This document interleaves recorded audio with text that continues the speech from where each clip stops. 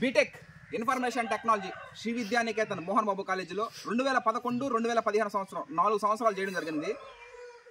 మేము టిఫిన్ చేయడానికి కానీ, మధ్యాహ్నం మీల్స్ చేయడానికి కానీ, నైట్ డిన్నర్ చేయడానికి కానీ పోయేటప్పుడు బాయ్స్ హాస్టల్ నుంచి గర్ల్స్ హాస్టల్ అయిన తర్వాత మంచు నారాయణ స్వామి నాయుడు గారు, మోహన్ బాబు వాళ్ళ నాన్నగారు టీచరు, వాళ్ళని దాటుకొని ఆడికి వెళ్ళేది.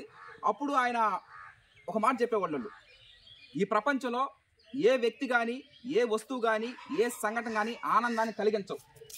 అవి మనం పొందినప్పుడు, అంటే అనుభవపూర్వకంగా చేసినప్పుడే మనం ఆనందం పొందగలుగుతాం అని చెప్పేవాడు ఆయన బతుకున్న రోజుల్లో. అప్పుడు నాకు అర్థం కాల. ఆ తర్వాత ఇప్పుడు అర్థమవుతుంది. రాష్ట్రాలు దాటి మనం ఇప్పుడు ఈ రోజున రైస్ బ్యాగ్స్ పంపిస్తున్నాం అంటే, రాష్ట్రాలు అంటే ఆంధ్రప్రదేశే కాకుండా రెండు తెలుగు రాష్ట్రాలే కాకుండా పక్క రాష్ట్రాలు కర్ణాటక, మహారాష్ట్ర, తమిళనాడు, ఒరిస్సా ఈ విధంగా పంపించడం. అదేవిధంగా 4 తరాల వారసులు ఒకే ఇంట్లో కలిసిమెలిసి ఉండడం. ఇవన్నీ నిజంగా ఎన్ని కోట్లు ఇచ్చినా వెలకట్టలేంది అసలు.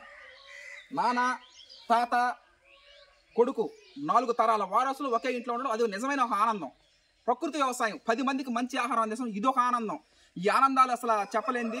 సివిఆర్ మెథడ్ ఫార్మింగ్లో సివిఆర్ గారు ద్రాక్ష రత్న, Padmashri, CVR method farming patent పొందినటువంటి సివిఆర్ గారికి ప్రత్యేక కృతజ్ఞతలు తెలుపుతా ఉన్నాం. ఏంటంటే ఈ రోజున ఎంతో మందికి జీవితాలు ఆనందం వెలిగిస్తున్నామంటే మా చేతుల ద్వారా 10 మందికి అన్నం పంపిస్తా ఉన్నాం. మనం ఎన్నో రాష్ట్రాలు దాటిపోతా ఉన్నాయి. ఇది మామూలు విషయం కాదు, ఒక చెప్పుకోదగ్గ విషయం. అంతేకాకుండా ఇండియన్ ఆర్మీ, భారతదేశానికి నిజమైన హీరోలు రైతులు, జవాన్లు, వాళ్ళు కూడా మనం రైస్ పంపిస్తున్నాము. ఇటువంటి మామూలు విషయం కాదు.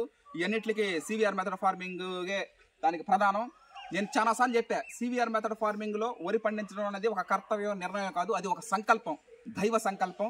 మా వెంట నుండి వెనకాల నుంచి అందించడం జరుగుతూ ఉంది. ఈ రోజునే సివిఆర్ మెథడ్ ఫార్మింగ్ స్ప్రేయింగ్ చేయడం జరుగుతూ ఉంది. Thank you.